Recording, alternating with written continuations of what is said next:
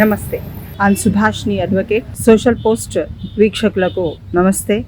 మరి ఈరోజు ఎంతో ఉధృతంగా సాగుతున్న కల్కట్టా రేప్ కేసు ప్రజల్లో ఒక దిగ్భ్రాంతిని కలుగజేస్తూ అనేకమైన అమాయక మహిళా మనులు ఎవరైతే పనిచేస్తున్నారో వాళ్ళని టార్గెట్గా చేస్తూ మహిళల్ని ఎంతో ఉన్నత స్థితికి తీర్చిదిద్దుకోవాలని ఆకాంక్షించే మహిళలపైన అనేకమైన దాడులు చాలా జరుగుతున్నాయి. అనేక విధాలుగా ప్రజలు ఖండించినప్పటికీ ఒక టార్గెటెడ్ గ్రూప్ గా తీసుకొని వాళ్ళు పనిచేస్తున్న సమయంలో ఆ అమ్మాయిలని చాలా విచక్షణారహితంగా చంపడము, రేప్ చేయడము, మరో మహిళ బయటకు వచ్చి పనిచేయాలంటే ఎంతో ఆలోచించి ముందుకు రావాల్సిన పరిస్థితి ఏర్పడ్డది. ఒక అడ్వకేట్ గానే కాకుండా ఒక సామాన్య స్త్రీగా, ఒక సిటిజన్ గా, ఒక పౌరురాలుగా ఇది ఖండించకపోతే మనం దురదృష్టకరంగా భావించవచ్చు.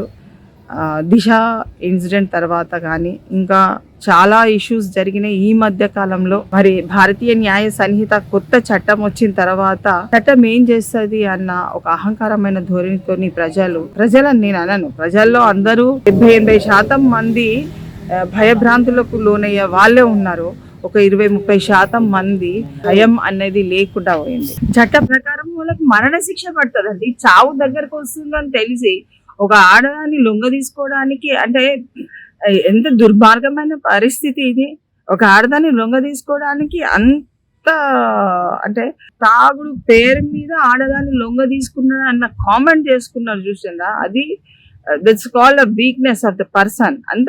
అంత అంటే నేను తాగితే నేను ఏదైనా చెయ్యొచ్చు, నాకు అంటే హక్కు ఉన్నదిగా భావిస్తారా? ఎవరి శరీరం వాళ్ళకి హక్కు ఉన్నది, కన్న వాళ్ళకి హక్కు లేదు. ఎవడో వచ్చి బయట నుంచి వచ్చి రేప్ చేస్తాను, వాళ్ళు ఏం చేసేస్తాను అని చెప్పేసి చేశారు.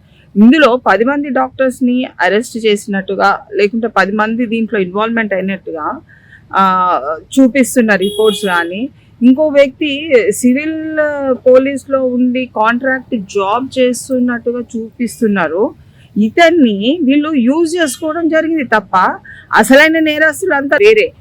ఎందుకంటే ఇతన్ని తాగుబోతు కాబట్టి మనం తీసుకుపోయి లాస్ట్ లో ఇన్వాల్వ్మెంట్ చేసి, but because of him clue అన్నది మనకు ఈ సంఘటనలో రావడం జరిగింది. అమ్మాయి 36 hours she has done a very good job అండి. ఒక అమ్మాయి 12 గంటలు పని చేసే వాళ్ళు కూడా 36 గంటలు అట్లా పని చేయలేరు. అయినప్పటికీ అమ్మాయి పని చేసి ఆ అమ్మాయికి వీళ్ళు ఇచ్చిన అడ్వైస్ ప్రకారం ఒక రూమ్, ఒక అంటే అది కూడా సెమినార్ హాల్లో, that seminar hall is not it are showing fully.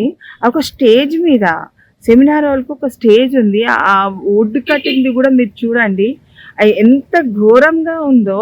ఆ అమ్మాయిని 90 degrees లో కాళ్ళని అంత సెక్షువల్ ఇంటర్ కోర్స్ అంత చేయవలసిన అంత నెసెసిటీ ఏముంది? మృగానికి కూడా ఆలోచన లేదు. మృగానికి కూడా ఇందులో ఇన్వాల్వ్మెంట్ అయిన వాళ్ళకి ఒక మృగం కంటే బీస్ట్ లాగా అది మొత్తము ఆమె థ్రోట్ ని చంపడము, కళ్ళు చూసిన కళ్ళు మళ్ళీ గుర్తుపడతాయనా లేకుంటే పిచాచి వాళ్ళ మీద ఎగురుతుందన్నా ఏ లెక్క ప్రకారం వీళ్ళు చేయడం జరిగింది? అసలు వీళ్ళకి ఎవరికి ఇంత హక్కు ఇచ్చిండ్రు? అసలు ఆడపిల్లలు కనద్దా? లోకంలో ఆడపిల్లలు బతకద్దా?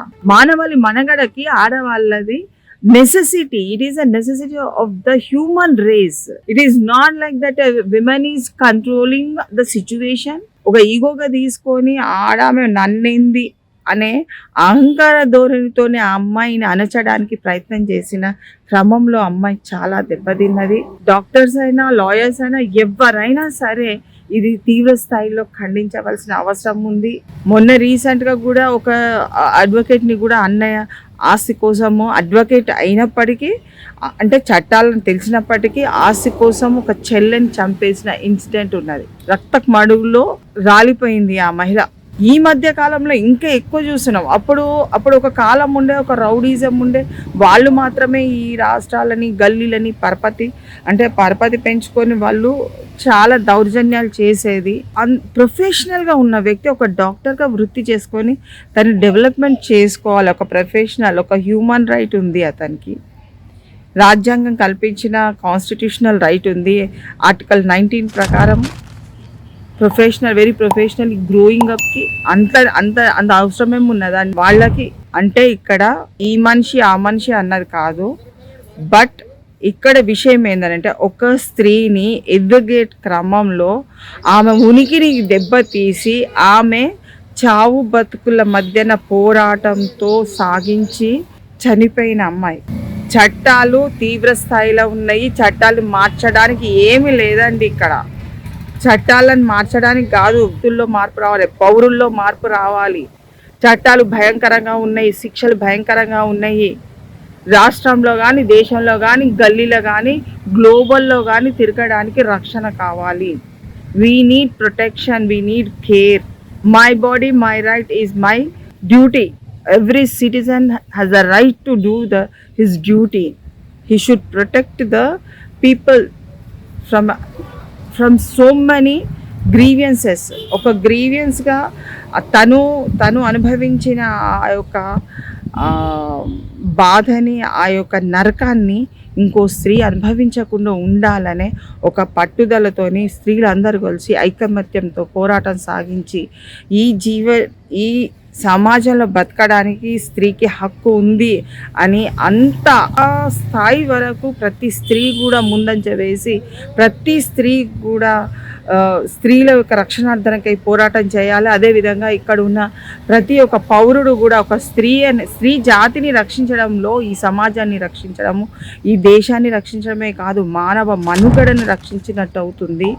ఏ స్త్రీని మీరు టచ్ చేసి చూసి ఎంజాయ్ చేయాలన్నా సెక్స్ ఆబ్జెక్ట్గా చూసినంత కాలం ఈ యొక్క సమాజం ఈ విధంగానే నరకంతో అనుభవిస్తాం. అంటే you should protect, as a citizen you should follow the rules of this country. The constitution itself gives చెప్తుంది, constitutional duties